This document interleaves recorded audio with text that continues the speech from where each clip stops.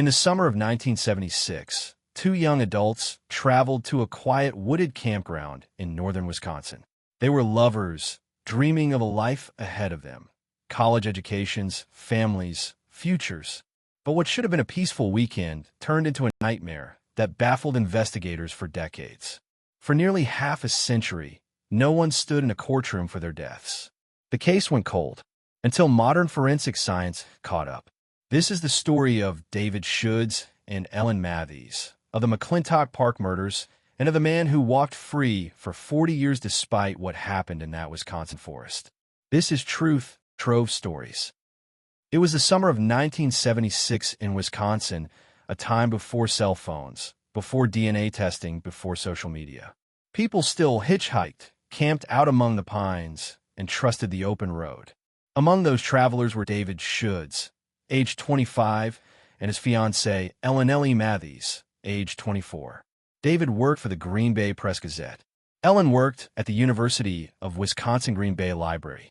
They were bright, ambitious, and very much in love. They had plans.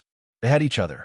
On July 9th, 1976, David and Ellen drove to McClintock Park in Silver Cliff, a quiet wooded campground on the shores of Wisconsin's Northwoods.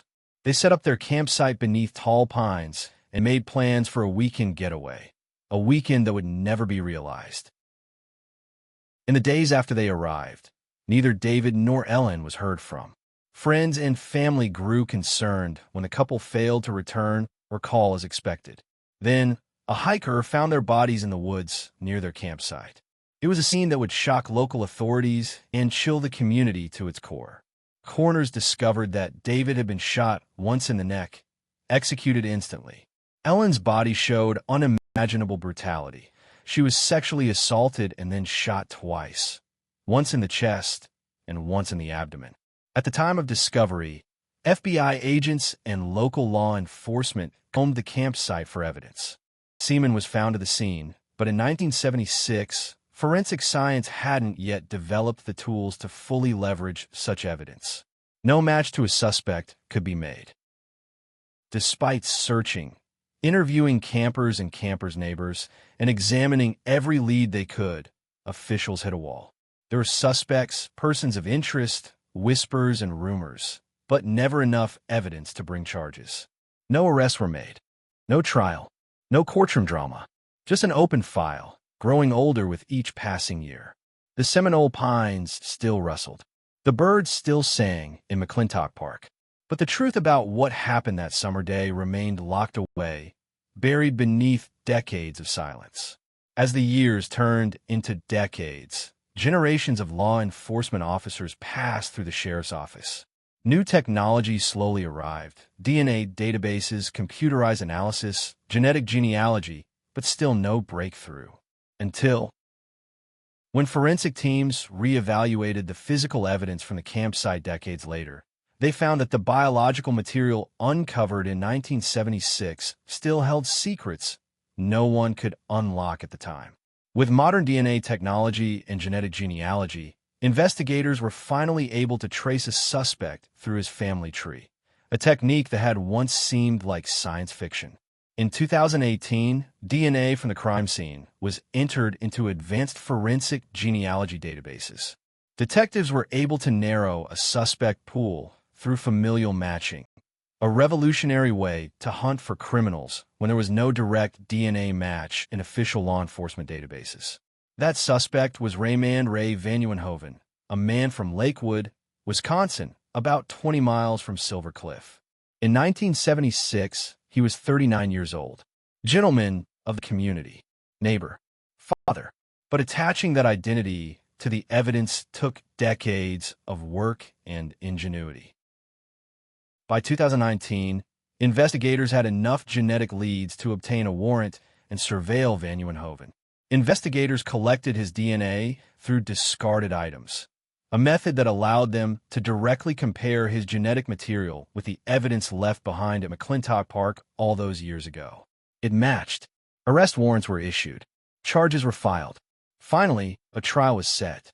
In a courtroom more than 4 decades after the crimes, Van Nieuwenhoven, now in his 80s and having lived out most of his life outside prison walls, faced jurors for the double murders of David Schuldes and Ellen Matheys. Despite his age and denials, the evidence was overpowering. Forensic DNA from a 1976 scene matched him, placing him at the campsite and linking him to the assault on Ellen. Jurors convicted him on 2 counts of first-degree murder, 1 count for each victim. The judge imposed 2 consecutive life sentences. For the crimes that robbed David and Ellen of their futures, the sentence was justice at last. For decades, cold cases like this one sat unsolved because the science simply wasn't capable of matching evidence to a human identity. No fingerprints, no eyewitness, no confession, just biological material that, at the time of the crime, was a clue, not an answer. It took genetic genealogy, a combination of DNA science and family history research, to finally find a name, a face, a life linked to the deaths. Without it, David and Ellen might still lie in obscurity. Behind every cold case are families waiting for closure. Sisters, brothers, parents, extended relatives, those who never stopped wondering why, who, and how. For the Schuldes and Matheys families, the conviction didn't bring back their loved ones. But after 42 years, decades filled with unanswered questions, they finally learned the truth. And for the community, it served as a reminder. Justice can be slow, but it doesn't have to be impossible. In the northern woods of Wisconsin, a campsite that once symbolized peace became the site of a brutal crime. For decades, questions hung in the air like morning fog. It took tireless investigators, new technology, and the determination to never give up for answers to finally come to light. You heard their names. You heard what happened. David and Ellen will never be forgotten. If you enjoyed this story and want more deep dives into cold cases brought to justice, subscribe to Truth Trove Stories and join us as we uncover the mysteries that time almost forgot. Thank you for watching.